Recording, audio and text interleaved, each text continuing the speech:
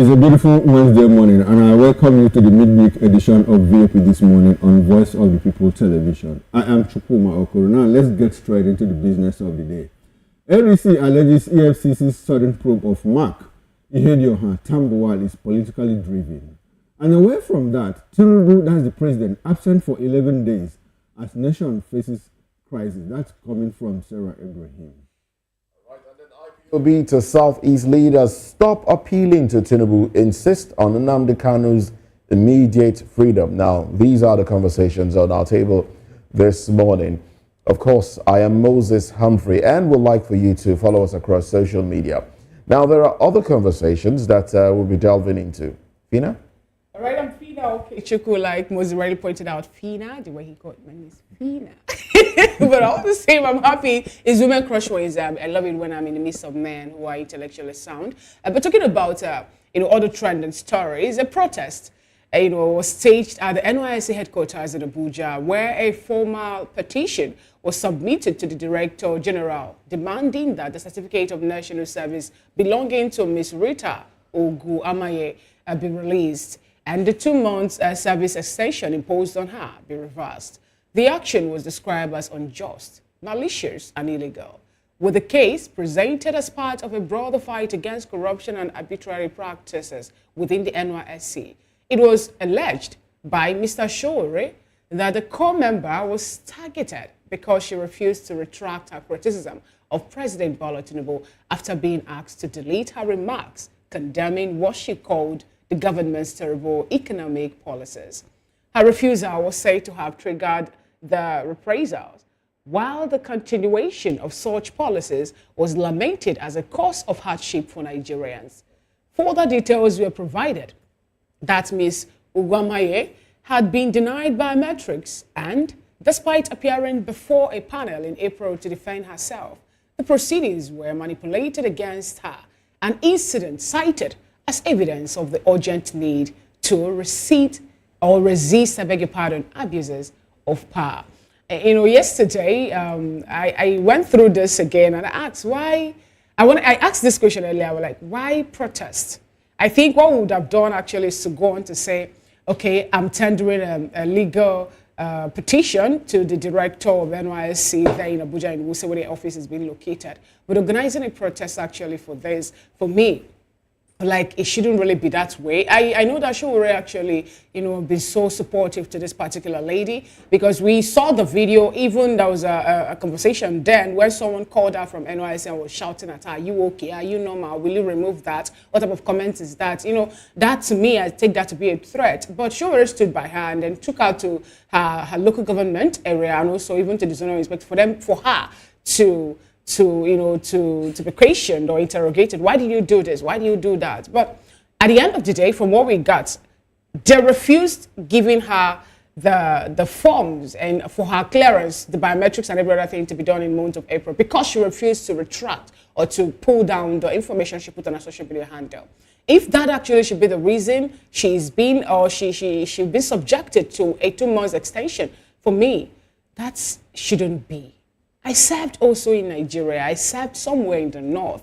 And then I could remember that, during the time I was in my service, we have our own say. We can say that, okay, this actually is not working the way we wanted it to. The people in the NYS, even in the camp too, they talked about some things happen. And no one actually subjected us to anything. Although the NYC coordinator we had then was somebody who everybody called a father because he could reason with you as a core member and understand that you were away from home. But in her own case, I did not really see that relationship that should be between, the people in charge, who we tag as our parents there, and then the core member. What I saw was more like, someone trying to say, I want to save my face, I want to save my job, why do you want to dent my reputation? Even when she was pointing to the reality of what every Nigeria is suffering at that time, or at this time too, because it's still there. The fact that the cost of living is still high, have not in any way been reduced. I've not seen that being mitigated in the market. Rather, it's still skyrocketing. Then I believe that the director of NYSC at this point in time would have seen that Nigerians are crying. It is not enough to say she's not the only one. Other 131 other, maybe they have other things that make them or their service to be extended. But this particular girl, Ugwamaye's case, is raising eyebrow, and it speaks to the fact that it's more like the powerless and people within that did not make it to the corridors of power being suppressed. It's, for me, I see that to be cramping down on dissent. That's what I see that to be. You said quite a lot, but let me start from when you did your own service. Yeah. I served too. And the fact that the people in charge of you were very lenient, according to what they were. They were very lenient. It is part of the problem that we have in society today. They were lenient, so they allowed you to do things that you shouldn't ordinarily have done, and you brought all of that into society. They let us voice on. When I served, let me tell you something, Chukuma. You tell me when I finish. It's my time. So you see, they allowed you to have your way, and all of you, probably there were more than 30,000 of you that served that period, and they were very lenient on you, and they allowed you to carry those things into society. So you just came to compound the problem of society. See, when you put that, when you reduce measures, strictness and all of that, it affects society. I also did my service. I served here in Lagos. And I recall that a few people had their service year extended, arising from one infraction or the other. So it is good to be very strict. At that time, hold on, Fina. At that time, I believe in what they say, spare the rod and spoil the child. Now, that said, the protest is very significant because it is not just for the person of Raye. It is to drive home a point. Look, that there's a clampdown on free space in Nigeria. That is the significance of the protest for me. They weren't just protesting because Raye was involved. Now, this thing is quite mixed up. The issue I have with this is, as at the time that in April, Raye was stopped from doing biometrics, or that she sat before a panel, and according to reports, the proceedings were manipulated. Why did she keep quiet? Why didn't she come out to say, look, this is what is happening? Why didn't she cry out? So in all of these things that we are beginning to hear now, that she was denied biometrics, when she was denied biometrics, why didn't she come out and cry out to Nigerians the way she cried out about the high cost of eggs? That is the question. Why did she keep quiet? Now, the whole thing is in the open. I'm not trying to make excuses for NYSC, but my point is this. If for any reason she didn't submit clearance or she didn't do her biometrics, it will be inappropriate to say that her service has been extended simply because she criticized the president. Others have criticized the president. And the question I keep asking, NYSC, the other 131 people, please, could you let us into what led to their own service extension? That is the point here. And it is unfortunate that in all of this, what we just have is hearsay.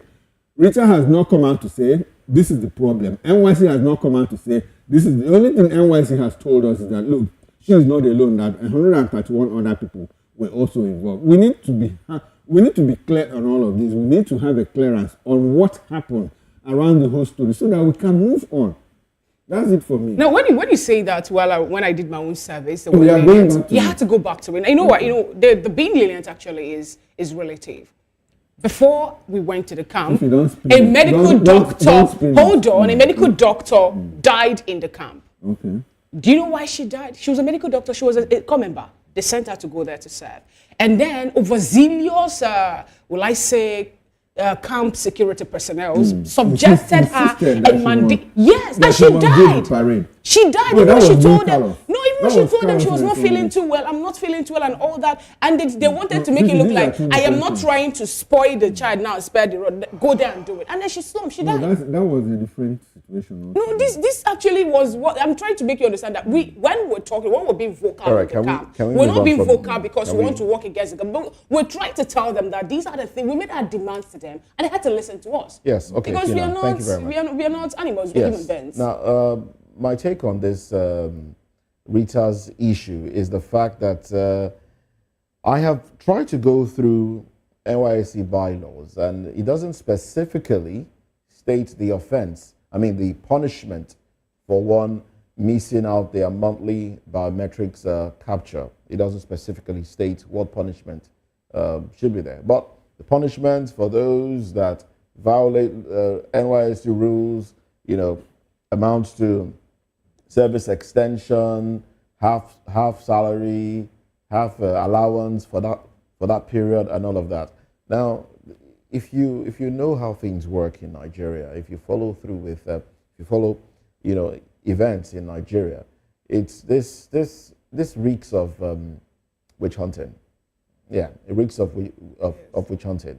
Basically, this lady voiced out, and the unfortunate thing here is this will have an effect on other people coming out to voice their displeasure on the activities of government and the rest, because people now feel like, oh, if I speak up, I might be punished for it. There was a video there was an audio clip that came out yesterday concerning the Ibom Air woman's issue. Now that audio has not been verified, has not been confirmed, but there was something that the young man said. Whether it's verified or not, there's something he said. He said, look, I don't want to speak up because you know what happened to the NYSC girl. Now that's a pointer to how our government and its agencies are handling things and the effect it has on people. Ugwamaye spoke up. She refused to retract her statement, and we knew what happened when she was invited. She went. When she was invited initially to go see authorities at the NYSC, she went.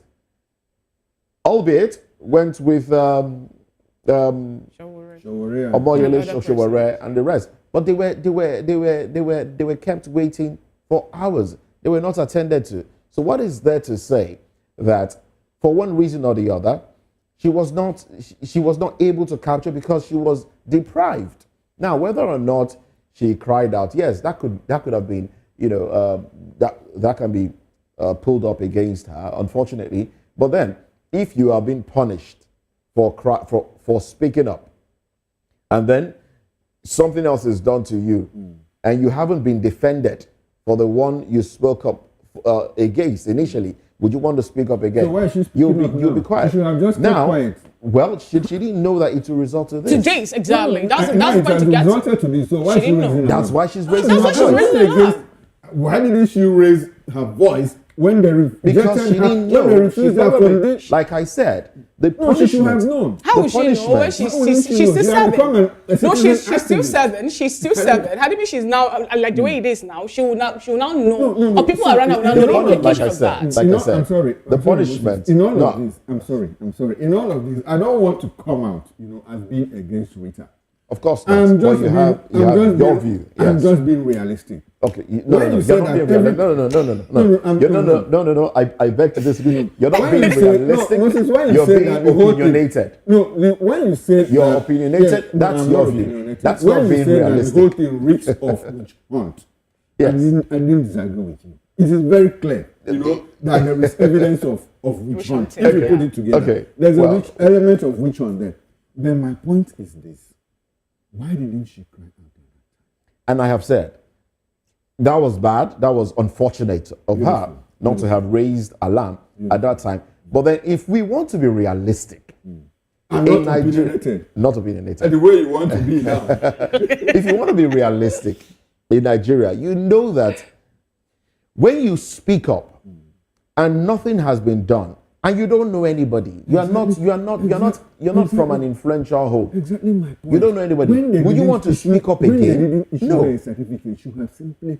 That is why she's speaking up now, because Why they did didn't she issue have to her speak a out? certificate. Why won't she speak No, out? because there's a punishment. She should simply. Why is she serve being it. It wasn't punished? even Why is she being specified. punished? No, she should have just kept quiet. Like- Serve the 2 months. Then like collect I her. said, Since like she I doesn't said. want to be in the public. Did let somebody her. deny her from going for her biometrics or not? She was denied. And she, at According that to- time, she kept quiet.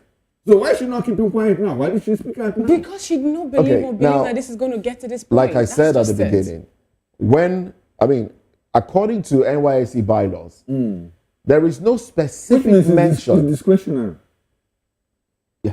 There is no specific mention Okay. of the punitive measures for missing out on biometrics capture. Okay. So it's possible that the young lady felt, okay, maybe I didn't do this. It's just 1 month. Okay, maybe I'll do it later. And all of that passed without thinking, oh, there is a punishment that can come from this, because it wasn't mentioned there.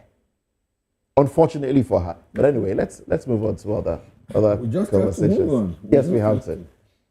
Anyway, Nigerian comedian and activist Mr. Macaroni has called for swift and impartial action over the recent airport incident involving Fiji musician Wasiu Ayinde, popularly known as K1, the Ultimate, insisting that justice must be equal and not selective.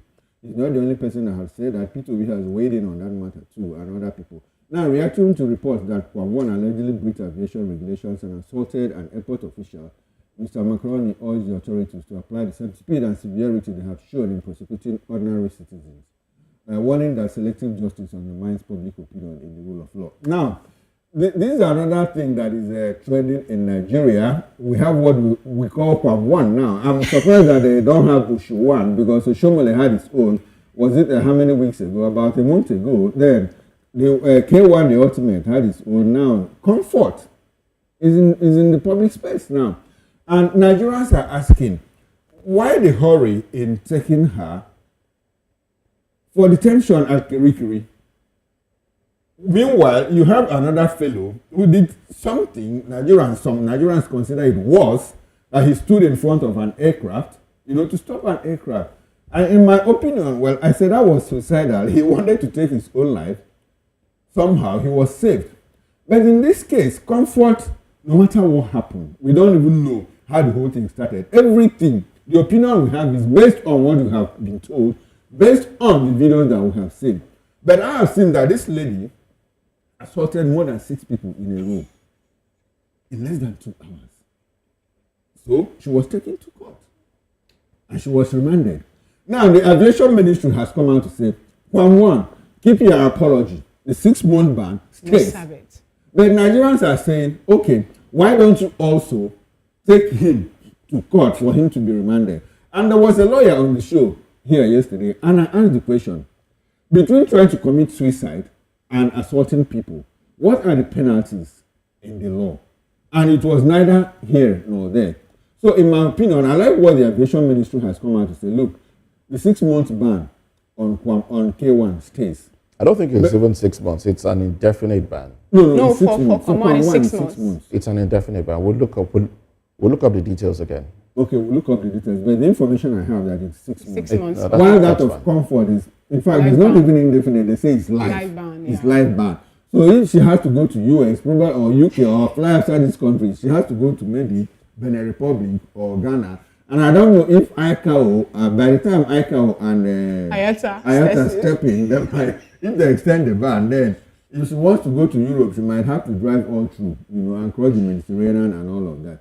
But it is important that some people are saying it is selective justice. I think we need a lawyer to come and review all of this so that we understand whether it is selective or not. But if you ask me, Kwamwan wanted to commit suicide, Providence saved him, but this person assaulted 6 people. And she got what she deserved. That's my opinion on this matter.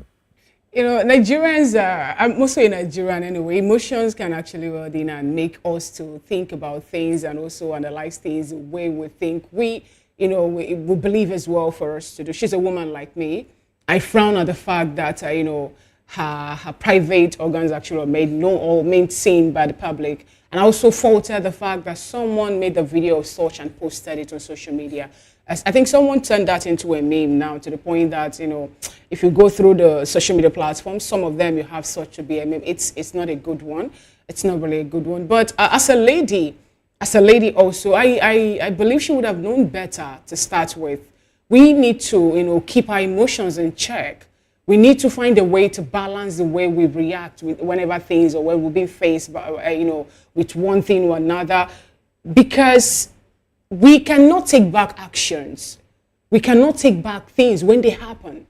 Yes, we can't take it back at all. Some persons are saying the way her nude was there, it shouldn't be there. And others are saying, no, because she was so rash, she was fighting, she was beating people, and she should go in for it. These are people talking, being, emotional and saying what they have to say. But if you check this particular thing, according to what Professor Obiorokonko said, he happens to be the director in charge of AON, he said that the ban sticks. The ban actually is there, on the girl is there.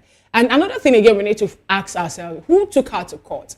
Is it Ibom Air or is it the airport security that she also assaulted? That is another one also to look at. So then if you take it back to understand, one thing about the aerospace actually is that it's not like the train station or the bus stand.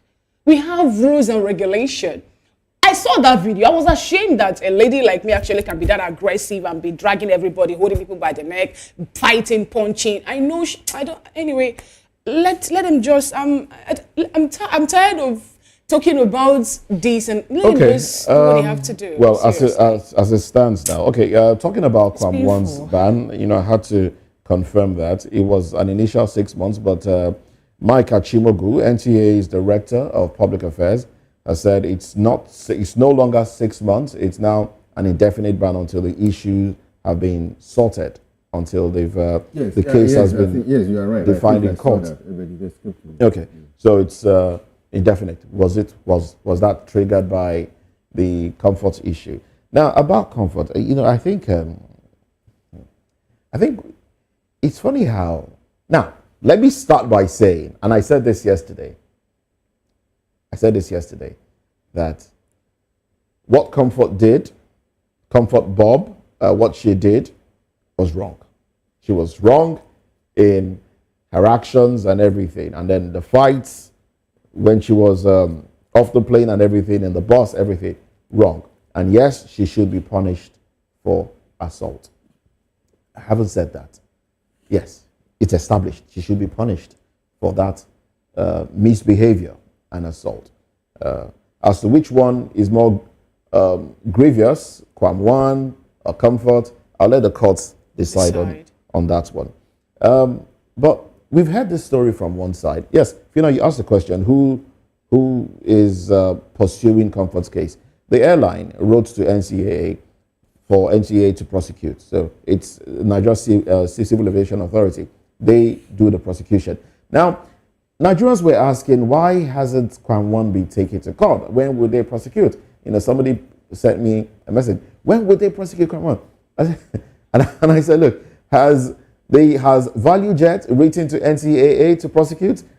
They haven't. So it's up to ValueJet to say, okay, this was done to us, and we want to follow through. We want to prosecute. ValueJet has not written to NCAA to prosecute. So until ValueJet does that, until they do that, then we'll know whether he'll be prosecuted or not. But as it stands, there is a ban on the Kwam One flying. But and then the issue of Comfort. Yesterday, she was in all of it. Now, a lot of things have come up. We've heard the story from one side so far. We haven't heard from the other side. Some persons have sent audio clips and all of that, but that's by the way, because none of that has been confirmed. But I watched that video again, and I would like for us to see it again. Yes, let's have that video come up. Unfortunately, we have limited time for the papers and all of that. Let's have that video come up again. When she was being pulled out, you could see an outstretched arm.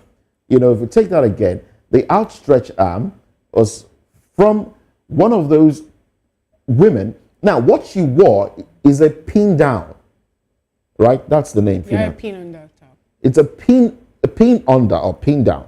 That thing cannot just come off like that. The men held her hand and her feet. Somebody else reached out, which, of course, that hand feels like one of the air hostesses, reached out and pulled that thing with an intention to embarrass her. And yes, that was achieved. There was no way to see the person because there's a door there shielding the person's face close to the cockpit and arm. Yes, there's a door there. So, but all of this will have to be proven in court. Now, at a point also, if you listen to the lady, she said, "You pulled my hair. You pulled my hair. Why did you pull my hair?" Now, there might have been slaps exchanged.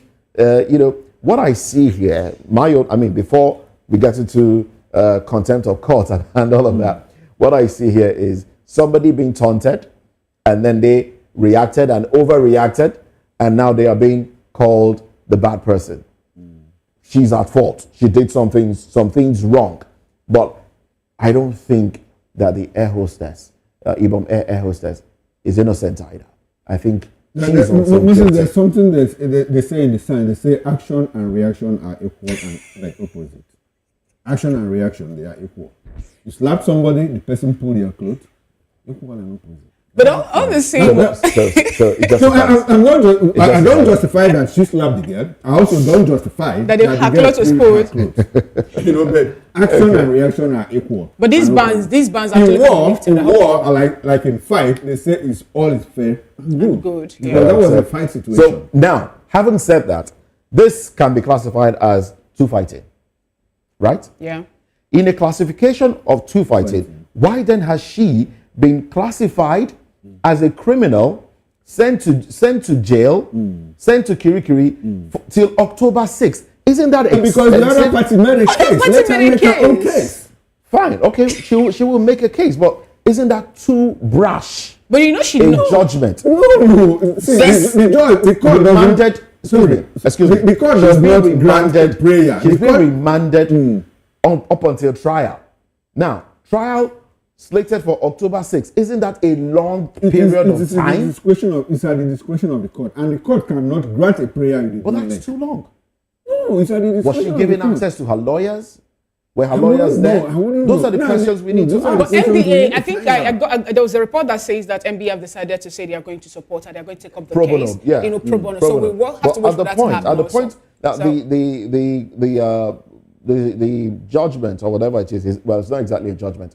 Will be contested. But this person, and if you read a report, I mean, we will go through the papers later. A lot of it seems like this person has been condemned already. Criminal, she's been taken to Kirikiri. She'll be there for up until October 6th, which is about over a month.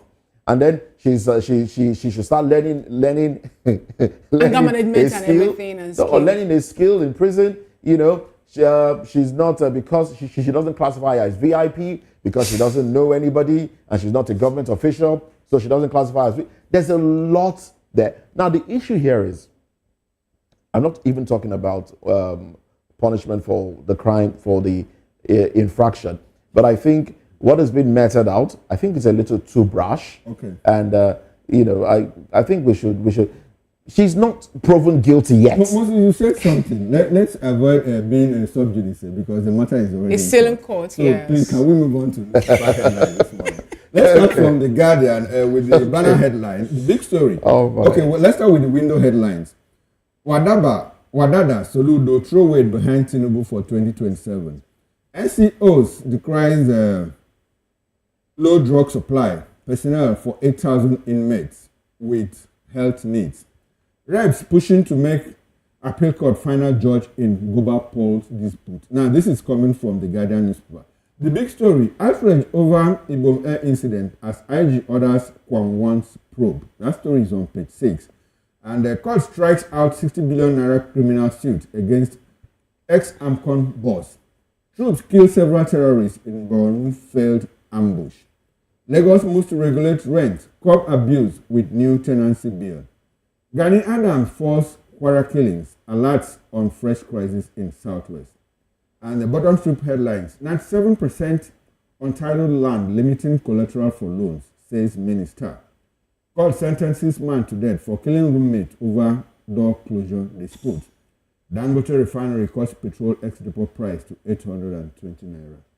And that's it from the Guardian newspaper, and that's how far we can go on newspaper headlines. Moses and I will return here at 10 o'clock for extended review of newspaper headlines, both inside and outside. Now, we'll go for a short break, and when we return, we'll get into the first topic of discussion. ADC alleges Efcc's sudden probe of Mark Ihedioha. Tambuwal is politically driven. Join us again.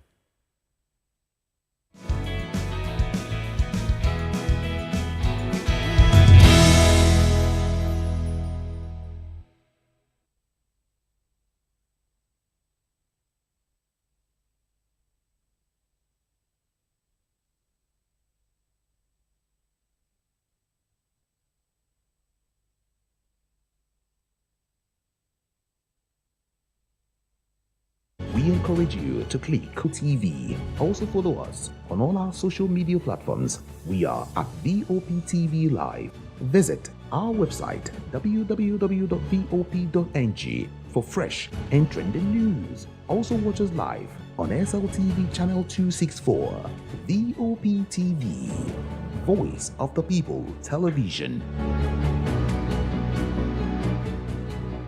In a world where truth is the ultimate power and opinions scream the loudest, it's time to wade through the noise. Hunger no get tribe! Hunger no get religion! And scan the human interest and trending topics that matter.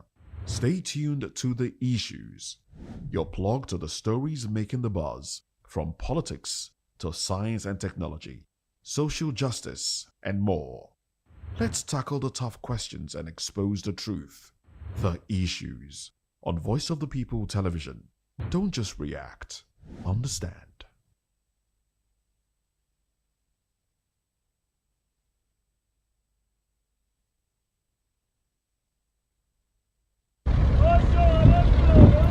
Oshodi is a vibrant, bustling district in Lagos, Nigeria, known for its energetic mix of commerce, culture, and resilience. It is a place where opportunity and chaos thrive together, reflecting the city's dynamic spirit.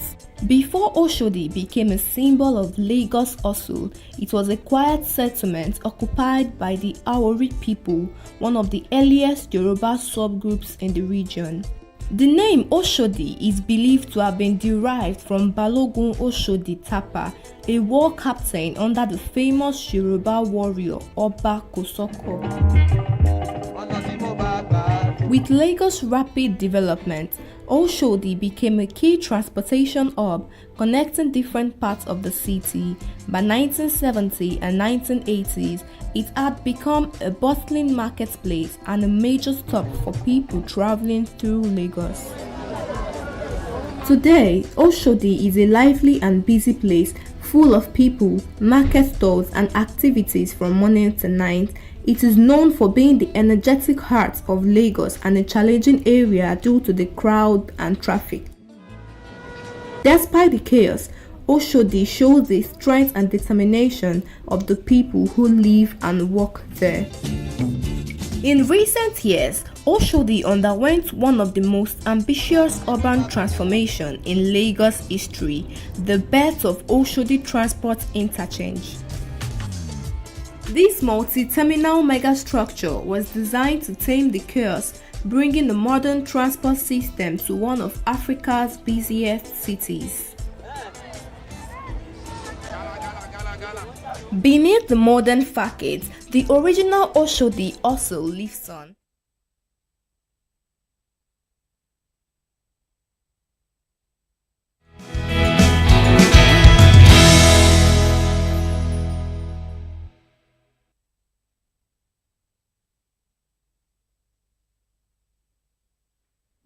All right then, welcome back and thanks for staying with us. And if you are just joining us, this is VOP this morning on Voice of the People Television. The African Democratic Congress, ADC, has accused the Economic and Financial Crimes Commission, EFCC, of engaging in politically motivated actions following the sudden initiation of corruption probes into former Senate President David Mark, former Imo State Governor Emeka Ihedioha, and former Sokoto State Governor Aminu Tambuwal. In a statement, the party alleged that the timing and manner of the investigations suggest a deliberate attempt to target specific opposition figures rather than a genuine anti-corruption effort. Well, the ADC argued that while the fight against corruption is necessary, it should be conducted with fairness, transparency, and due process, free from political interference or selective prosecution. While the party noted that such selective targeting erodes public trust in anti-graft institutions and reinforces perceptions that the EFCC operates as a political tool rather than an independent agency. Well, joining us in the studio to make sense of all of this is Barrister Ladi Johnson. He's the National Publicity Secretary of the NNPP. Good morning, Barrister Johnson, and thanks for being here with us. We appreciate your presence. Thanks for having me. Good morning. Okay. And we also have here Barrister Darlington Agomo. Barrister Darlington is a lawyer and he's VOP in-house analyst, by the way. Good morning, Barrister Agomo. Thanks for being part of the show. We appreciate your presence. It's my pleasure.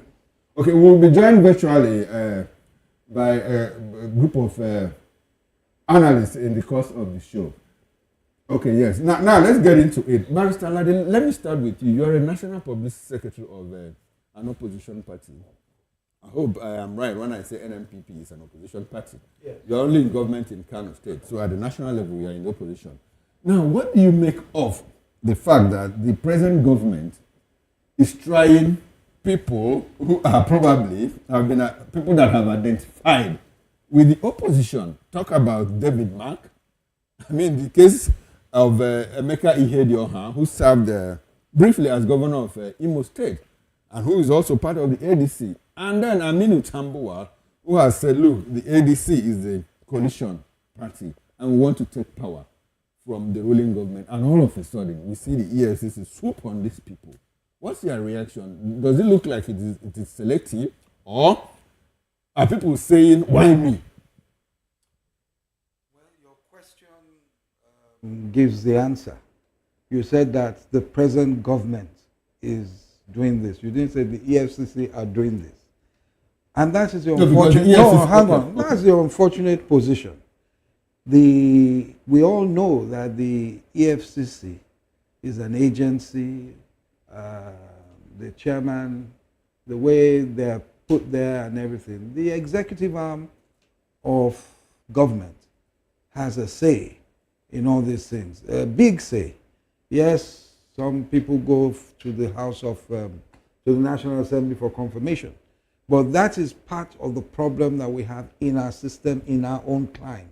Because we have seen over the years that, unfortunately, in Nigeria, he who pays the piper dictates the tune. Our people do not understand that they owe a duty to the Constitution and to the people of the Federal Republic of Nigeria, and not to Mr. Governor or Mr. President or Mr. Local Government Chairman. So the people of the country see it, predicted, we the politicians, predicted that such investigations would begin. You understand? So you can't blame them for believing that it is a witch hunt, or it is that they have made themselves an arm of the government at the center. Now, basically, is that should Nigerians have a problem with the fact that EFCC is probing people who have served in government at one point or the other? Should there be a problem? Ordinarily, there should not be a problem. Ordinarily, there shouldn't be. But unfortunately, you understand, confidence in government, confidence in the upholding of the rule of law has been eroded in the people of Nigeria. Even if we talk about the courts, electoral tribunals, etc. So the EFCC cannot say, oh, we're different, we're this, we're that, whilst these things coincidentally seem to happen just when... Okay. All right, let's bring you into this conversation. What's your reaction to what's going on? I mean, we have the likes of Senate President, we have the likes of Ganduje, still in go, was the former national chairman of the ruling party. Now he's the chairman of FAN. He also had a case with EFCC, and all those cases have remained frozen. So why the sudden trial of David Mark, Ihedioha, and Tambuwal? What's your reaction? What do you see? What do you think? It is unfortunate that the institutions of states has become a tool in the hands of the ruling government. Very, very unfortunate. That is why with EFCC, ICPC, we are not even getting any dividend of fighting corruption. It is getting worse. It's like these institutions are not existing. Because for every one opposition member you bring down, 10 or even more of the ruling party will take over. Are you saying categorically that the EFCC is doing the bidding of the ruling party?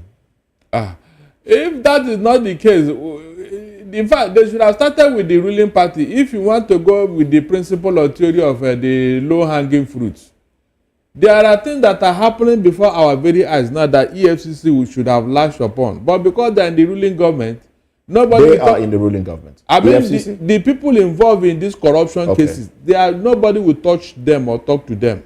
You don't think it's these investigations are done step by step, gradually? You don't think that's what it is? No, there are ones that are very clear cut, very, in fact, open and closed cases that are still warehoused. They are being warehoused because they have the ear, they have the eyes and the mouth of the ruling government, so they are untouchable. Things that all of us believe that by now they should have been settled and concluded. They are still delayed, like Yahya Bello. Okay. This man paid money upfront for unborn children in his family to a foreign educational institution, and the money was returned as an evidence. Please, what do you want to investigate in such a case? What do you want to investigate? The school will return the money, which is a very strong case, very strong evidence against this particular person who is no longer under immunity. Do you need to waste time to send this man to jail?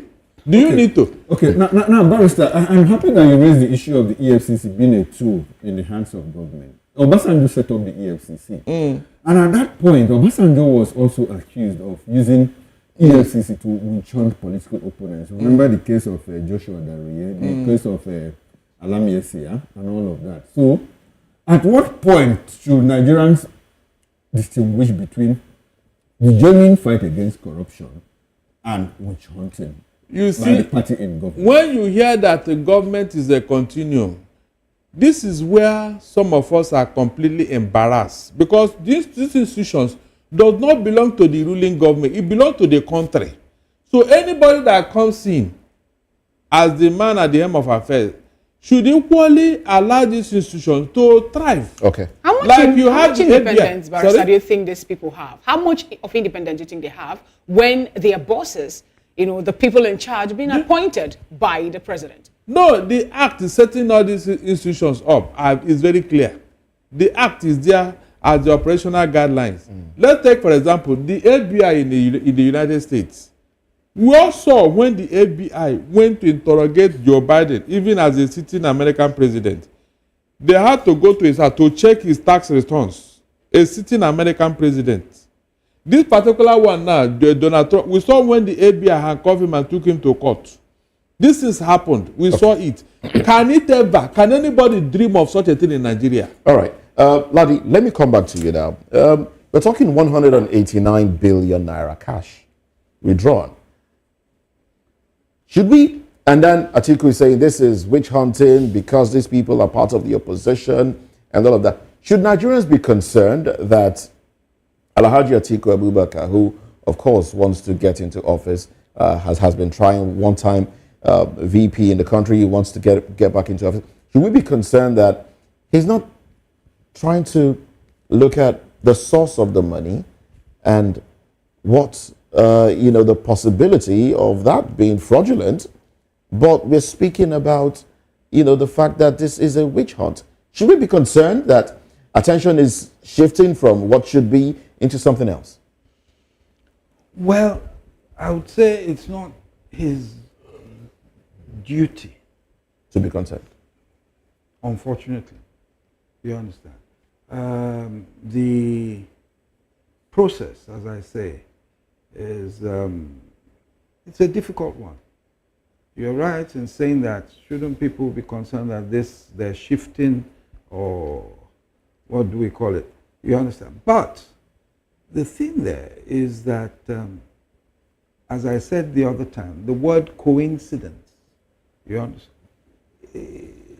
It is so rife, and it happens all the time, that people This case is not fresh. I'm not saying it's fresh. Why is it coming up now? Exactly. That is what the people are saying. That is what Atiku and Co are saying. Now, why now? Is there any politician? I mean, you are a politician. Yeah. But your friends, is there any one of your friends that hasn't, dipped their hands into one illegal thing or the other, especially when it comes to money? Is there any Nigerian? So we all have seen. Is there any Nigerian In government or outside government? Outside government, in government, Both in and wherever. outside government. In church, in the mosque. So He in said, essence, hang on. what you're In saying essence, is, it's a you- typical Nigerian thing. What I'm saying, it is unfortunate. You know, we look at that. But until the little things are seen as bad, do you understand? Like driving the wrong way of the street. Yesterday, I was going to Badagry. And someone was coming one way. The FRSC didn't stop them. They wanted to check us. And I told them, I said, look at this man coming one way. You are asking for particulars. So this is a problem that we have. It's become cancerous. I agree with you regarding the fact that it's an old case, this and that. Are they deflecting? That was the word I was looking for. And everything. I agree with you. Okay, all right. Now, Ladi, you are a lawyer, and some of these cases could be termed criminal cases, right? Now, and he doesn't have it's not statute barred. It could be called up any point in time. Yeah. Like Making Ihedioha has served a few years back. Yes. Tambuwal ended in 2023. Now, is there a possibility, and why is it that in all of this, nobody has, the EFCC has not approached or arrested a Peter Obi? Because he also served in government for 8 years. So, and do you anticipate that it will get to a point where they will also have to look into his books? Look, let me tell you. A lot of things happen. Do you know that the EFCC 2-3 times thoroughly investigated President Obasanjo? Immediately. Ihedioha was the first one that did it. When the Jonathan problem started, when Obasanjo said he was no longer doing board of trustees chairman or whatever, and whatever, they tried again. Cool. Someone that had left, Ihedioha had been president, Jonathan had been president. Why was it when he was saying no second term for you, and started to support the so-called that became APC at that time, that the EFCC went after him again? So these things happen. So at times they do investigate. You don't hear about it. Okay. And then what we also complain about is the media trials. At times they're investigating, but oftentimes they come out, they let things go out there. So what then does that, how can we then interpret or explain that, with the anti-corruption? Fantastic. That is really when I say that are they working for the government? Because you see, Nigerians, when you hear O, before you hear only, they already concluded that that person is a thief. Okay, now when they investigated Obasanjo, and we didn't get to hear about it, does it look like they didn't see anything in him? Well, I don't want to go too far. Okay. You understand? These are some of these are so they were able to reach him? No.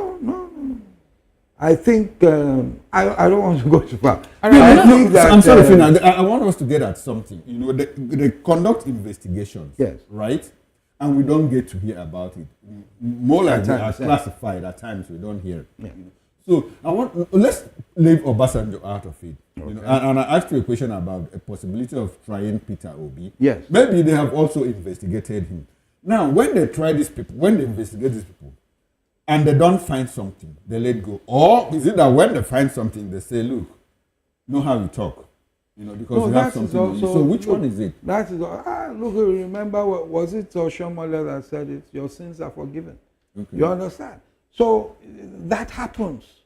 All those things, all those statements is what has made people believe now that they are political or they are political tools. Interesting point you made, Barrister Ladi. Now, I want to get a bit personal. We've got this news about let's say the principal, the director or the head of the party. I'm talking about Kwankwaso Rabiu, have not been with the APC, going to the presidential villa and all that, And there was also permutation about him being the person that they will feel then as the running mate for the president in 2027 general election. What do you have to say about that? Because we haven't heard, the party persons coming up to say these particular informations are not true. That's on one point. And on the second point, Are we seeing a Kwankwaso with this Kwankwasia group now moving over to APC because of the like you said, the who plays the piper dictates the tune?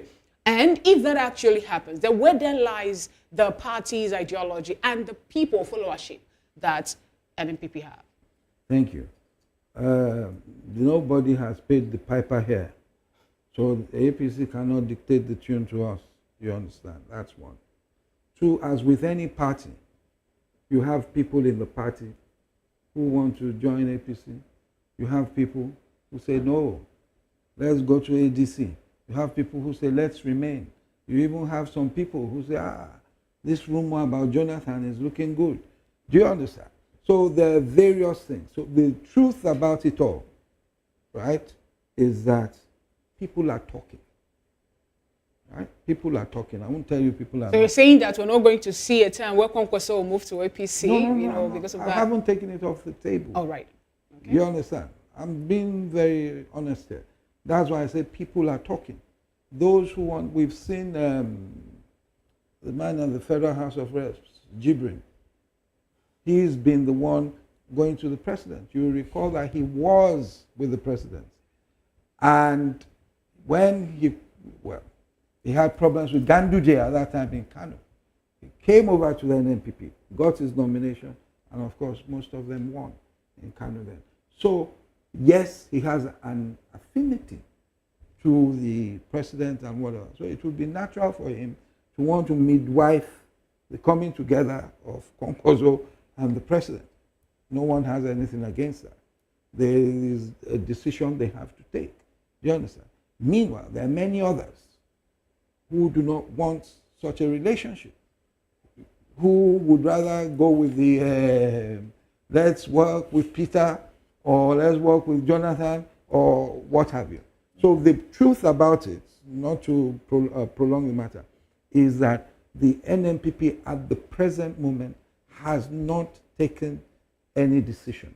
And we have to soon, because the congresses will begin by the end of the year, convention early next year sometime. Because by August, I think, all the candidates have to be before INEC. Yes. So time is running short. We have to take a decision as to which way we're going in 2027. Thank you very much. Now, Barrister Darlington, let's bring you back into this conversation. Barrister Alade Johnson here said something about investigations being carried out, and which is a fact. Sometimes we don't even know, we don't get to hear about all of these things. You are an analyst and you've been in this space for a very long time. Have you at any point heard that the EFCC investigated Peter Obi? Have you heard? And is there a possibility that in this crackdown, more like the alleged crackdown, is there a possibility that he is in the radar? Will they investigate him? Will they arrest him or any of those? What do you think? What's your take? In most times, they say that a clear conscience fear no accusation. Peter Obi has already put out himself out there, asking them to investigate him. And since he left office, I think it's about 12 years now. Okay. Nobody has called him out. Meanwhile, the man he handed over, the day he was about to leave office, he wanted to jump into a plane back to UK where he was. It was Soludo who alerted EFCC to go and wait for him at the airport, that there are questions he needs to answer.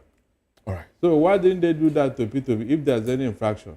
So what I'm saying is that you see Mr. Okoro and any other person who care to listen. The Nigerian society have been heavily corrupt, that even the people in government, they are tired of checkmating anybody. So the more corrupt you are, the more you are accepted. That is the only way they can get on in life. That's the only way they can achieve whatever they want to achieve. If Tinubu wants to fight corruption now, where will he start? Where? Because all the people around him are heavily corrupt. And that's a very tough. Why not ask me to prove my allegation? Why not ask me? If you can, go ahead. Whoever alleges must prove, as we say in law. Is that not true? Yes. All the financial infraction you and I have seen with our naked eyes, has anybody talked about it? We are looking for 210 trillion naira for an NNPC as I talk to you today. They confirmed it. Even the man there at the helm of it, he said yes, so there is such a thing, but the money is not missing. But they didn't say it missed under Tinubu's watch. Hold on, listen. The man there now, the man that is presently there now, he said that yes, there is such a thing, that the money is not missing, but it was misplaced. That was his very language. How do you misplace such an amount of money? Meanwhile, the president is the minister of petroleum, and nobody have said anything. Barrister, I just said something now. Did Bayo say that the 210 got misplaced under Tinubu? He didn't say that. Hold on, no. Look, leave whoever it got misplaced under. Okay. Government is a continuum, for God's sake. If you are fighting corruption, this is a corruption case before your very eyes. It came out under your watch. Deal with it. So, Barrister, are you saying that EFCC automatically is no longer an anti-graft agency but a political tool? Is that what you're saying? That is why they have lost respect. In fact, they even settled a quarrel between husband and wife now. That is how bad the things have become. Can you mention one serious case EFCC have dealt with? And we say yes, you are like Erubadi did with Tafa Balogun. Now, Barrister, I'm happy that you brought us to this point. What's of the case of this corruption fighting back? Because EFCC went to court, got a court order, for the seizure of some properties belonging to a certain Biziani Alison Madoike, Emefiele, and who again? Yahya Bello. Yahya Bello. And the courts again issued a counter order saying, no, EFCC, you don't have the right. So will you now blame EFCC for going after those people? Now, listen very well. This government have the power and authority to take certain decisions that will bring about good governance in the society. Go and ask yourself, when Dariye and Jolly Yame was sentenced to jail, who brought them out of, was it not Buhari? I mean, people who are serving jail time, prosecuted by EFCC. Somebody brought them out of jail, and then even gave them national honor. True or false? All the Kalu should have been serving jail time now. Who brought him out from there? Exactly. The point. What I'm saying is that government in power.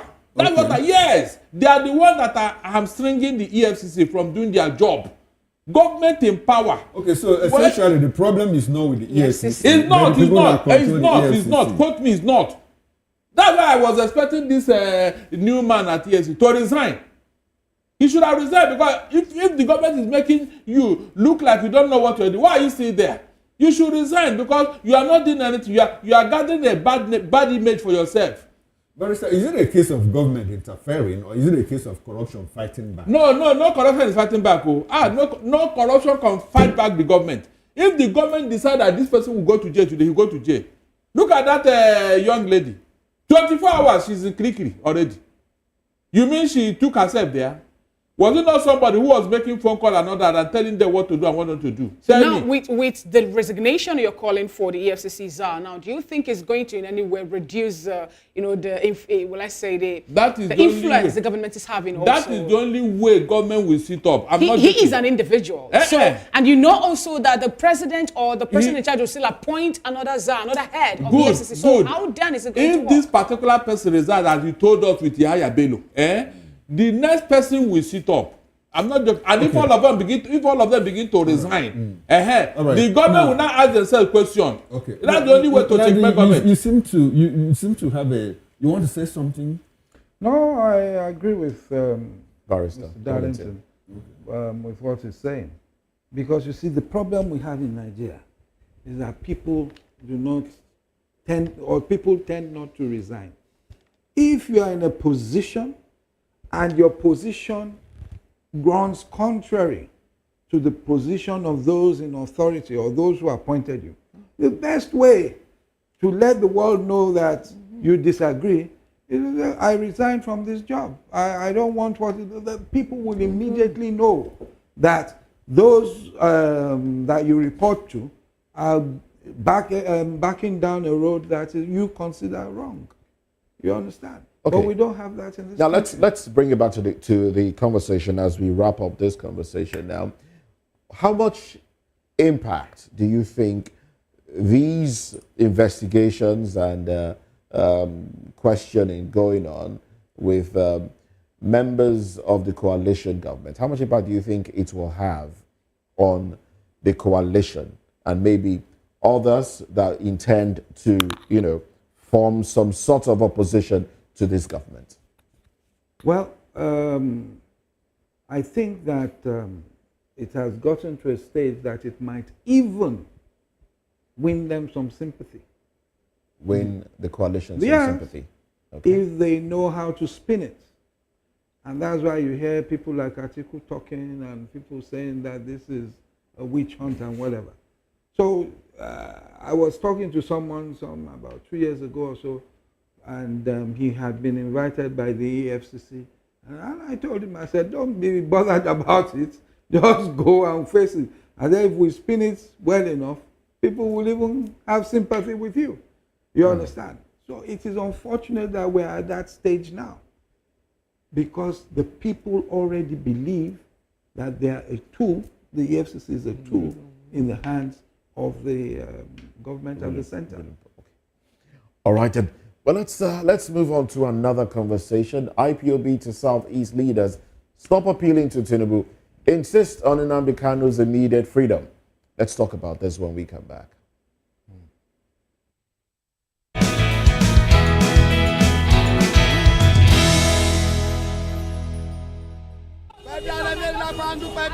Good morning. It's the start of a beautiful day. Well, start your day right with a healthy dose of news, fun, and inspiration.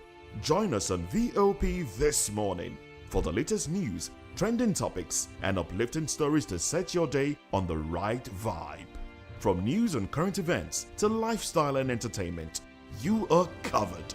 VOP this morning, 8 a.m., Monday through Friday.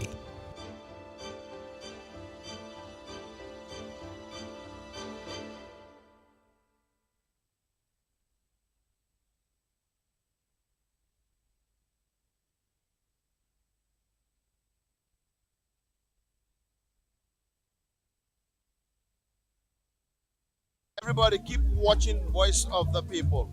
All right? Love you all.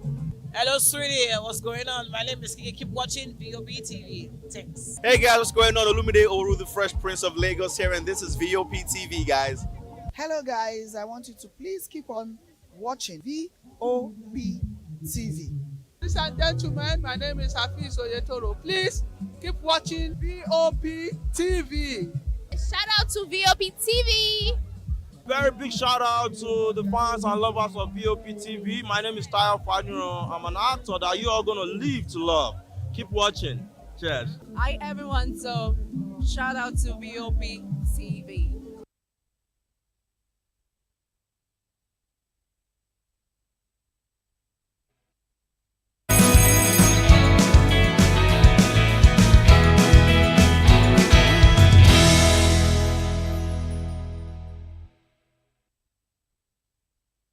Glad to have you back. It's still VOP this morning. The indigenous people of Biafra, IPOB, has criticized political, traditional, and even religious leaders from Nigeria's southeast region for what it described as a weak and submissive approach to securing the release of its detained leader, Nnamdi Kanu. In a strong, worded statement, the group condemned the continued appeal to President Bola Tinubu for clemency, insisting that Kanu's detention is unlawful and that his freedom should be demanded as a constitutional right rather than pleaded for as a favor. IPOB maintained that Nigerian authorities have been in contempt of court by refusing to comply with previous rulings ordering Kanu's release, and argued that ongoing pleas for presidential pardon only legitimize an illegality and undermine the dignity of the Igbo people. The group accused Southeast leaders of failing to protect the interests of the people and urged them to adopt a firm, united front to press for Kanu's immediate and unconditional freedom. IPOB stressed that the continued detention of its leader, despite clear judicial pronouncement, is a gross violation of human rights and a dangerous precedent for political persecution in Nigeria. They further argued that rather than portraying Kanu as a convict in need of mercy, the focus should be on holding the government accountable for its disregard for the rule of law. The statement called on Igbo leaders to rise above partisan politics, stand in solidarity with the people, and demand justice without compromise. We still have with us in the studio here Barrister Ladi Johnson, who is NNPP national spokesperson, and will be joined by Babatunde Awe, a legal practitioner also, and a public affairs analyst. And if we got a clearance from our station, we'll also be talking with Honorable Comrade Destiny Enabulele, who happens to be former executive chairman of Ovia Southwest local government area there in Edo State. Thank you so much, Barrister Ladi, for being with us. All right, let's get your opinion on this particular call. This is not the first time IPOB, their spokesperson, Ima Powerful, is talking about the way the Southeasterners are kind of becoming a bit complacent in fighting for the freedom of Nnamdi Kanu. What do you have to say about this? He also made mention of the fact that court in Kenya said that his rendition to Nigeria is illegal. And also a court in Nigeria also said he's been discharged, but they didn't say acquitted. So help us actually walk around these statements and this time as a legal practitioner. Well, you can understand that it is a very sensitive issue. The IPOB would naturally release a powerful statement such as that. It is now left to the various leaders that it is directing its statements to know how they navigate things. A lot of them have decided that yes, it's time for them to intervene and speak to the president, speak to the government publicly, and the way they can go about it is by saying, use either the prerogative of mercy or whatever you can use to get rid of this matter, to free the gentleman. Well, you see, the thing there is this. It is, I always tell people, you look at things from all sides, as many sides as possible. Those in government will say that, okay, if we grant clemency or whatever, forget the fact that they disobeyed the rule of law several times, government that is, you understand? If we grant clemency, we do this. The principles that the person in question stands for, will he continue along that track? Talking about principle, Barrister Ladi, yes. Nnamdi Kanu is not the only Nigerian who is actually agitating, for maybe or championing a separatist movement. We bring it to the West. We have Sunday Igboho. He's moving. He's a free man. We have some other persons also. Recall that when his house was invaded, they saw some, cash There's a different. That is a different thing from Nnamdi Kanu. Do you understand? Okay. You see, the way you negotiate or the way you look at things when you are free is different from the way you look at things when you are incarcerated. Different. Okay. I do negotiations often. When we go there, if you say my client should turn up, I go to the police before he comes or to the Efcc'S. If he is in custody, it's a different thing. You understand? Your language is different. So, Igbo, I wanted to mention something. Again, it's a sensitive thing. When Igbo was it in Benin Republic, when he was caught there, the Buhari administration wanted him back. But some powerful Nigerians went. And that's where you see, that's where you see sort of Yoruba diplomacy. They went there, had access to Benin, president or whatever.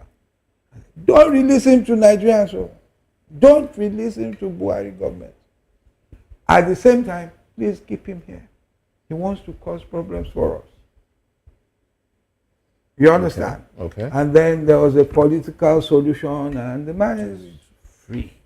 So, if Kanu hadn't been picked up, whichever way they did, was it in Kenya or where was it? I don't know. And brought in. the language will be different.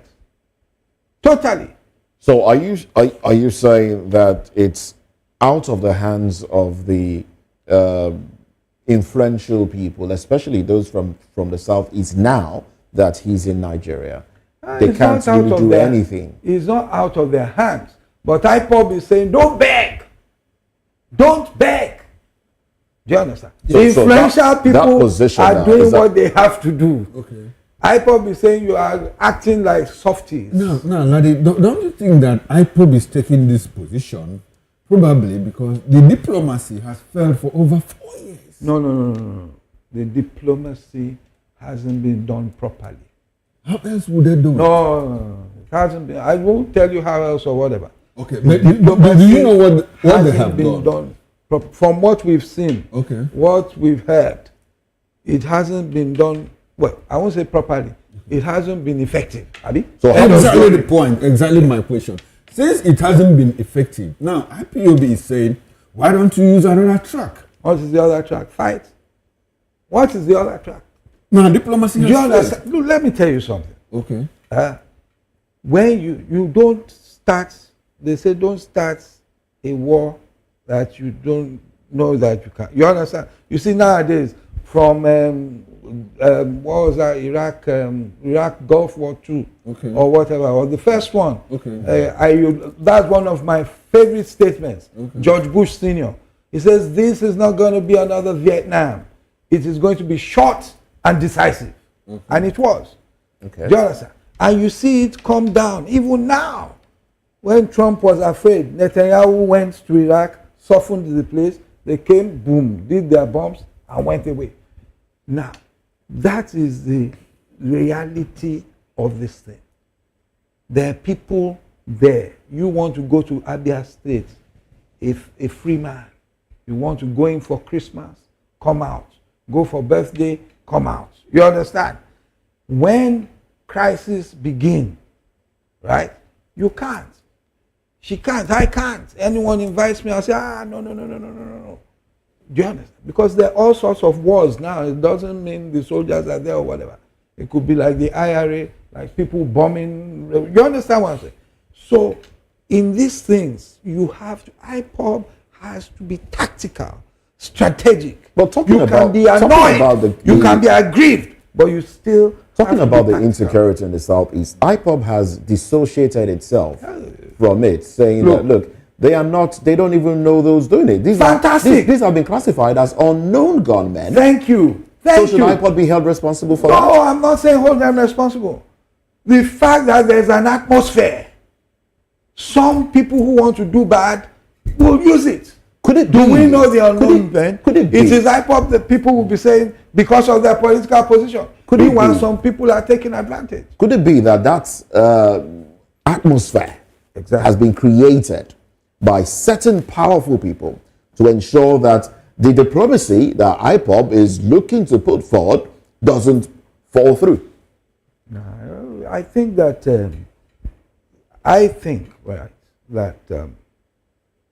Nnamdi Kanu himself is an aggressive person by nature, the way he speaks and the stance that he has. He's entitled to it. You understand? But you must know that when you hold that sort of position, some people will come. What did Trump face? The issue that, fight for your country, fight for your country. And some people went into the Capitol, into the Congress, and whatever. I didn't tell them to go. If it were what you understand, they would have held him responsible. So, you see, they have to be strategic. I don't even know how many meetings IPOB has had with political leaders. Do you understand? This has been going on for certain years. If I were a member of IPOB, I would have called my senators and whatever. Right from the beginning. Knowing that I have the people. I'll make sure I have the people. Do you understand? Call them. If you do not do this, do this. Isn't it your party that is in government? If you not get this done, you are not getting re-elected. No. I like the point. I like the fact that you brought us to this point. The Southeast Caucus in the National Assembly has intervened. They started way back when Buhari was there. the Ohaneze have visited, governors have visited, and all of that. Yet, all these things have failed. So, what do you think that people should do? Do you don't answer? Have they, when they visited, they intervened, they did everything? That Southeast Caucus, have they used their powers? Hang on, I'm going there. Okay. Have they used their political powers? How has the ruling party paid? They haven't. They are still collecting their 30 million or whatever. You can't be dining with me. You are getting contracts, what do we call it, constituency or whatever projects that we all know are inflated. We're dining the same way, and you are saying, Ladipo, please release Kweku, release Kweku. Oh, it's not yet time. It's not effective. If I have a vote in the National Assembly, I want to, let's say, this one is not important. I want to change national anthem. And the whole Southeast Caucus says no. They have stayed workers several times. They have stayed workers several times. If the party feels it, my brother, they'll come to the table. But let me take your position that you are correct. Okay. But has the Southeast Caucus been able to get IPOB and Nnamdi Kanu to say, reduce your rhetoric, let us finish this work? Because the person that is doing a deal with them is also looking at, hey, make country not scatter for my hand, though. So now that you've made up this particular point, earlier I said that the IPOB, they've not really put in their best for the diplomatic ways you're talking about. They haven't put in their best. They haven't been effective. Okay, their best have not really been effective. Okay, let's see that. But do you think now, with this position that they've taken, that demanding for Nnamdi Kanu should be based on his constitutional right and not making it look like they are begging or pleading? Recall that their major point is that a court in Nigeria said this man should be let go, and another court also in Kenya have faulted his, arrest and everything. Yes. So are we not going to base our constitutional right or justice, on plea or begging before it to be given to us? No. I think that, you see, unfortunately, and I have to let the viewers know, unfortunately, I am not well seized of the facts of this matter. If not, as you were speaking, I'll be able to tell you, but this other court said this other court said this. I'm not in the position to, and I won't allude to knowing. But as a politician and as maybe a small strategist, political strategist, I would have thought that by now, they have stay at home in the East at one time or whatever, I don't know. By now, if that movement had caught fire properly, do you understand? They would feel it in different parts of the economy. When government sits down, the DSS come, whatever, they have more intelligence. The president has more intelligence before him than you and I can dream of. They will just be looking at us and look at this one's talking. They don't know what is going on. You understand? They have so much intelligence. So that's why at times when the president acts or a governor acts, you think he's stupid. But it's because of what they put in front of him. Right. So they haven't done enough penetrative work. I'm not saying go and be bombing or... They haven't done enough penetrative work for the Nigerian security agencies, maybe, to advise the president that it's time you settle this. It's getting out of hand, or whatever. We are just talking. Yes. Okay. You understand? We do not know the nitty-gritty. I'm just trying to get the exact figure as published as to how much has been lost to sit at home in Southeast. I think one of the governors, put out a figure, allegedly, of monies that would have come to the economy lost. But you say the actions have not yielded any fruits. Isn't that something? Or is it because it only affects the Southeast? God bless you. Two things. Do you know how many holidays we have in Nigeria? Does the government really care about if not, they give you public holiday. We are losing billions every day. We have public holiday, public holiday, public holiday. We don't, you understand? And it's not government. It's because the people of Nigeria themselves were not thinking. Forgive me, Nigerians are intelligent, but we refuse to think at times. You get it? Now, let's take it from the East. The East is losing billions or whatever every day they do sit at home. What if it had spread beyond there? It has spread to other parts of the economy, etc. You would find, that comes to the second point you made, that, or is it because it is localized? That principle, constitutional right of the man, let us assume it was the court said so and no other court countered it. Do you understand? It is still very parochial. It is still very in the East. Not even all the East. There is no way you get 100% of, but not even all the East.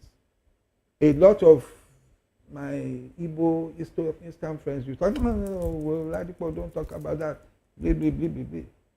They're not concerned. So it is the campaign of those who are with him, those who want him out. Why do you think people spend money on media campaign? Spend money on whatever. The average Nigerian, if we go down this street and ask 100 people, even the Eastern ones, maybe we'll get not up to 10%, maybe we'll get 6 or 7 who will say that as his rights have been trampled on, my rights can be trampled on. Nigerians don't think like that. That's another man's problem. They're going. Okay, all right. Now, Ladi, I would like to ask you both as a politician and as a lawyer. We know the root cause of the agitation in the Southeast, which is because we are not fairly treated in this union called Nigeria. We want an independent state.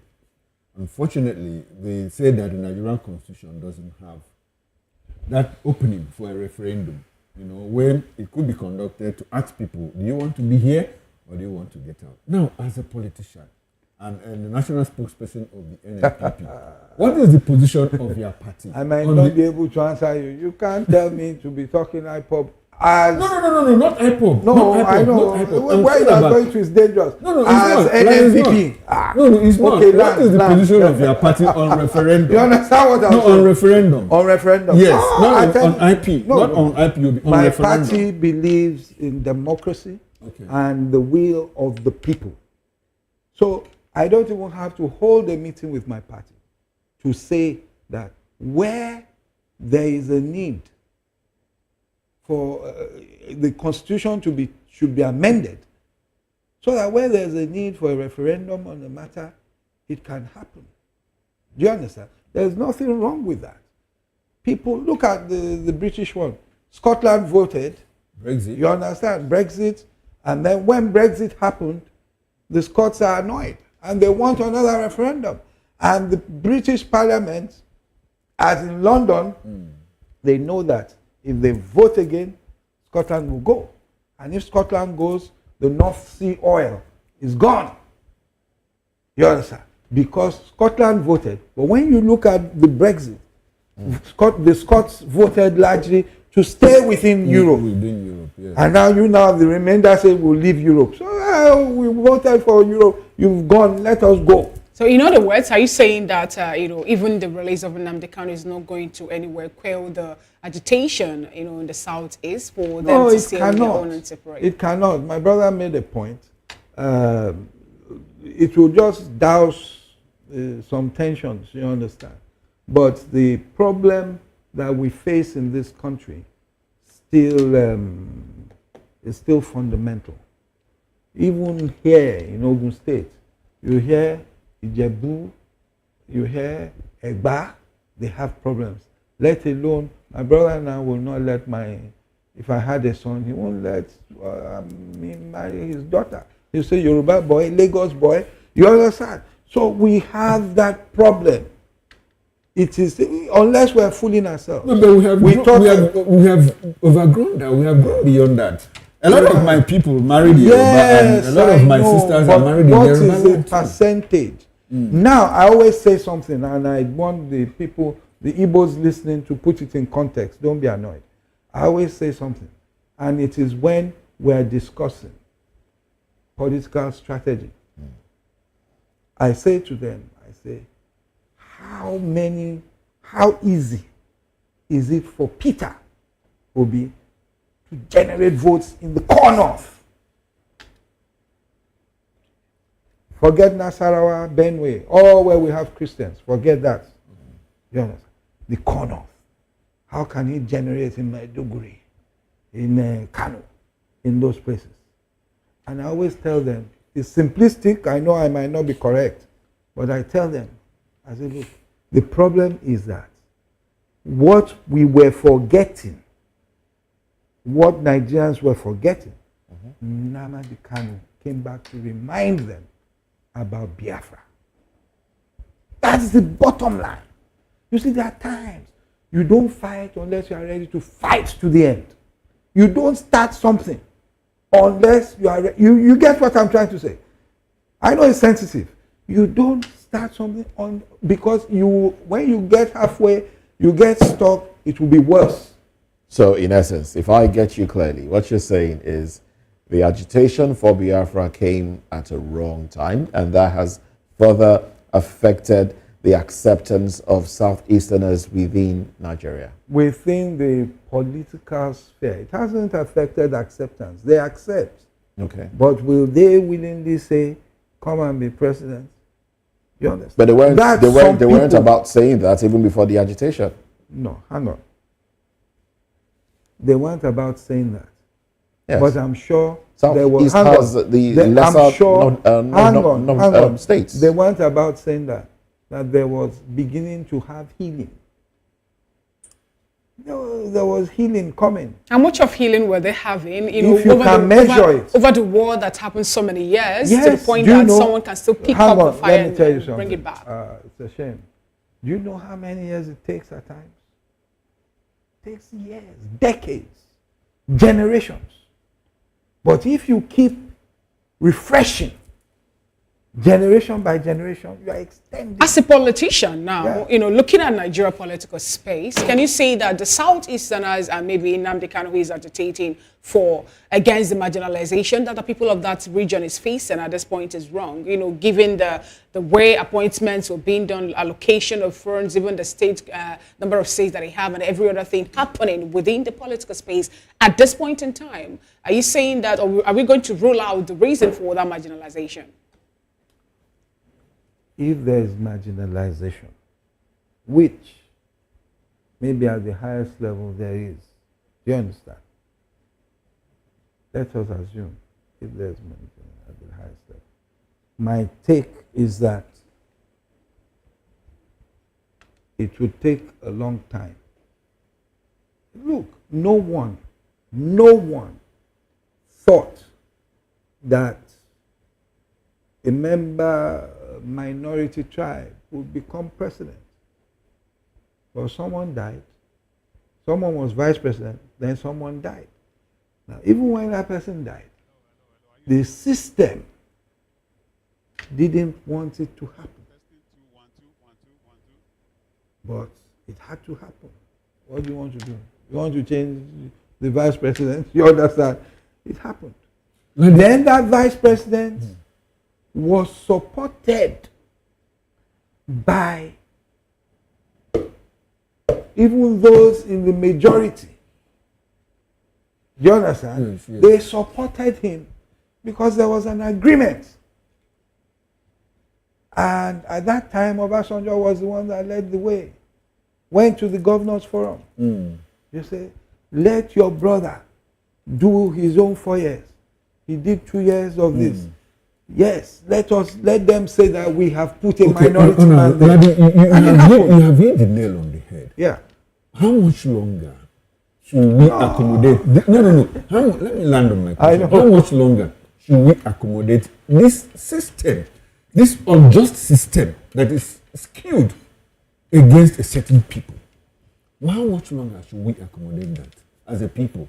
if we are intentional in And of moving course, we're forward, speaking as an individual, not as a, yes, not as a party man, of, not yes. as a party man.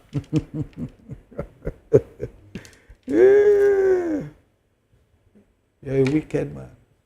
Why is it sensitive, really? It's a wicked question. Why is it sensitive? No. You see, it's because I'm not here just as Ladipo Johnson. Okay. If I were here as Ladipo, I'd just be talking, blah, blah, blah, blah, blah. You understand? But I will say it, and no one would like my answer. It is a process. You understand? You might say, how much longer? Okay. We do things at times. You say, even if not my lifetime, these ones should benefit. I have a daughter now. You cannot see me anywhere talking about, I talk about women's rights. You understand? I spend so much educating her. One day someone was telling me, a friend of mine, he said, Alado, you should have a new four-wheel drive. You should have a four-wheel drive. I pointed to my daughter. It was Christmas Day. We were having lunch somewhere. I pointed to her. I said, that's my four-wheel drive. Oh. That's where I've invested my money. So I will now sit down. They'll be doing constitutional conference. I'll be there. They'll say women should not. Of course, I won't agree because I know my future generations are coming. So I understand what you're saying. I understand the pain. Some might say I don't, but I do. Do you understand? I understand the pain. But I always say that we have, you see me, I used to have a bad temper when I was growing up. Okay. Even now, that temper is there, but it's controlled. It is controlled. And then coldly, as calculating as possible, you form your strategy and you begin to operate. That strategy might be a sprint. At times, it might be a marathon based on the problem and the walls that we have to break down. So in essence, it's something that might take time. It will take time. It will take time. But as Nigerians, as Africans, we always say God has his ways. Jonathan was there. Who knew that president would die? And he got there. You understand? So all right. That's the thing. All right, then. We must say a very big thank you to Mr. Alade Johnson. He's the national spokesperson of the NNPP. Thanks for being on VOP this morning. We appreciate your presence. Thanks for having me. It's been an enjoyable conversation.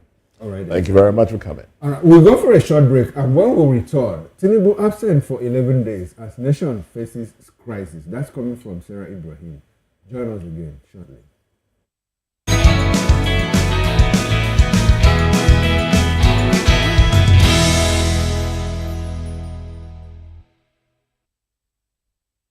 We encourage you to click on the like button and subscribe to our YouTube channel. We are Voice of the People TV. Also follow us on all our social media platforms. We are at VOP TV Live. Visit our website www.vop.ng for fresh and trending news. Also watch us live on SLTV channel 264.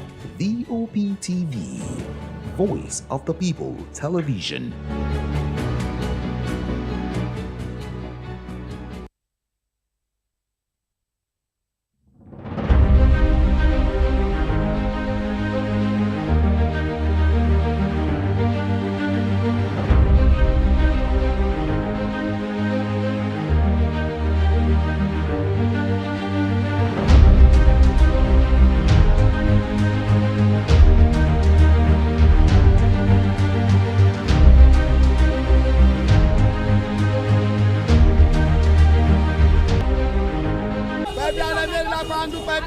Good morning. It's the start of a beautiful day. Well, start your day right with a healthy dose of news, fun, and inspiration.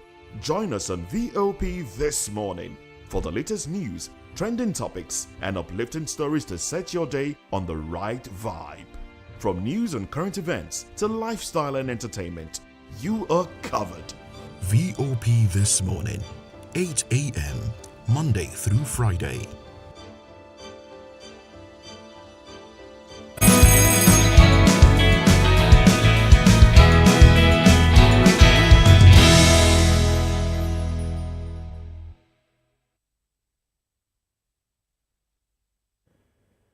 Well, thanks for staying with us. Now let's get into another conversation. Nigerian activist Sarah Ibrahim, along with some other Nigerians, have sparked a fresh public debate after alleging that President Bola Tinubu has been absent from the public eye for 11 days consecutively without any official explanation.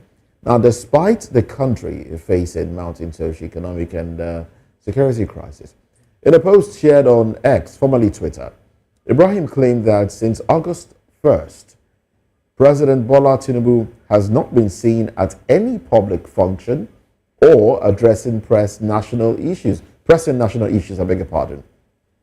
A silence she described as troubling for a leader of a nation in turmoil. Her remarks have fueled speculations about the president's whereabouts and also raised questions about transparency in the presidency, with some critics pointing to a recurring pattern of unexplained absence since Tinubu assumed office. Now, the allegation comes amid worsening economic hardship, escalating insecurity, and a wave of public discontent over the government's handling of the economy, which has seen soaring inflation, a weakened naira, and rising unemployment. Ibrahim accused the administration of neglecting its duty to communicate openly with Nigerians during critical times, warning that the absence of visible leadership further erodes public trust. While the presidency has yet to issue a statement addressing her claims, the post has gained traction online. Well, the presidency has actually reacted to that, saying that, look, that the president is working, from private. Well, that's the reaction. Well, we have joining us. Joining us from Benin City, Honorable Comrade Destiny Enabulele, who is a former executive chairman of the South West Local Government Council area, and of course a political commentator.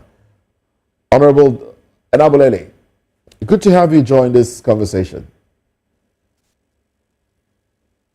Now, good to have you. Good to have you. Now, should it be, the president has been away for a few days, 11 days, no communication. But basically, the Federal Executive Council meeting did not hold. It was postponed. Shouldn't the vice president have, overseen that one? And also, the presentation of gifts to the Tigress, that was another event that the president did not make it to, and this has raised concerns. 11 days, is that enough to cause problem? Should Nigerians be troubled already after 11 days that the president hasn't been seen in public? Should the president walk around in public, or should he hold meetings every now and then? What are your thoughts?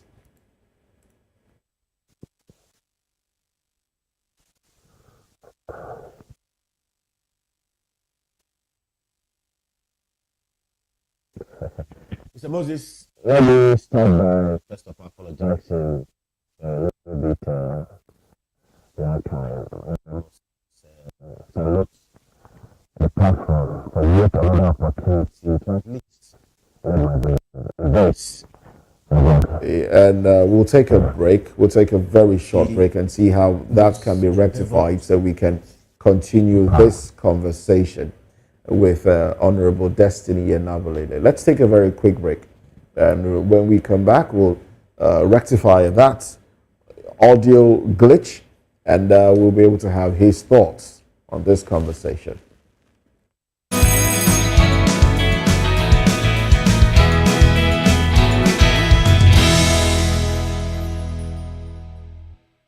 We encourage you to click on the like button and subscribe to our YouTube channel. We are Voice of the People TV. Also follow us on all our social media platforms. We are at VOP TV Live. Visit our website www.vop.ng for fresh and trending news. Also watch us live on SLTV channel 264.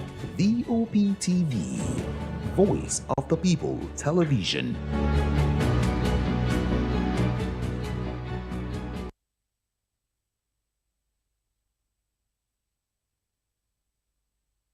In a world where truth is the ultimate power and opinions scream the loudest, it's time to wade through the noise. Hunger no get tribe. Hunger no get religion. And scan the human interest and trending topics that matter. Stay tuned to The Issues, your plug to the stories making the buzz, from politics to science and technology, social justice, and more. Let's tackle the tough questions and expose the truth. The Issues on Voice of the People Television. Don't just react, understand.